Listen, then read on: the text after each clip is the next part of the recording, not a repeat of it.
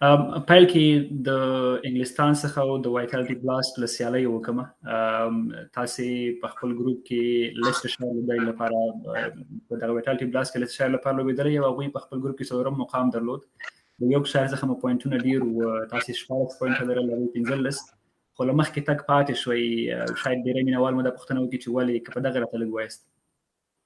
څنګه چې تاسو هم خبرې چې مونږ څلورم مقام وو، خو مونږ کوارټر فاینل ته کوالیفای په دې وجې ونه شو کړی چې دلته د انګلند کرکټ بورډ د بیل قانونونه دي په ځینې شیانو باندې. هغه نه یو دا ده چې په 2 کالو ترمنځ ته څومره لیول 1 آفنسز کوي ایز ا ټیم چې څومره لیول 1 سرغړونې ورته وایي چې هغه کوي ته، نو د هغه په بدل کې که 2 کالو کې تا هغه 6 لیول 1 کراس کړه نو 2 پوینټه کمیږي د ټیم. نو زمونږ د ټیم 15 سرغړونې شوې وې په یو کال مینس کې، ځکه د دوی مخکې فرست کلاس میچونه هم شوي وو، د تیر کال میچونه هم شوي وو، نو هغه ورپسې ټول جمع شوي وو. نو کله چې زمونږ میچ وو، زمونږ د یو لوبغاړي مینز او د نیوزیلینډ چې یو لوبغاړی د جیمي نیشم چې یورکشایر ته لوبه کوله، هغه دواړو ترمنځ څه خبره لاندې باندې شوه.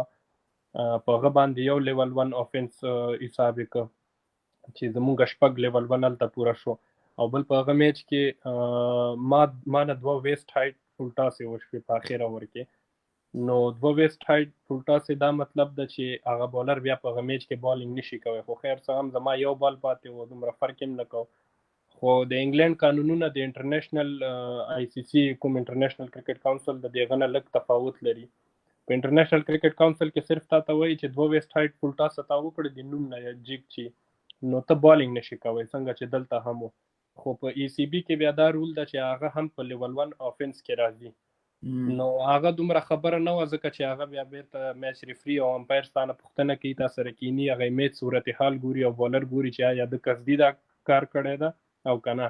هغه ما سره وکتلې، پوښتنه وکړه، نو هغه امپایر سره مې پیژندلم، هم انټرنیشنل کرکټ کې هم امپایرینګ یې کوه. هغه راته وویل چې زه پوهېږم په داسې وخت کې خپل ټیم ته څوک هم نه غواړي چې ویسټ هایټ فول ټاس وکړي، نو بال وکړي. نو هغه بس خبره په دې راغله چې هغه کومه شخړه راغلې وه زموږ د 2 پلیرانو د جیمي نیشم د هغه د وجې هغه زموږ 6 لیول 1 آفنس پوره شو او زموږ نه 2 پوینټه کټ کړه. هغه میچ موږ هم ګټه په دې چې کوارټر فاینل تم کوالیفای کوله، خو متاسفانه د هغه د وجې نه موږ کوارټر فاینل نه پاتې شو او یورکشایر چې موږ نه کم پوینټ درلود هغوی مخکې راوند ته لاړل. مطلب بخت مو په طرف نه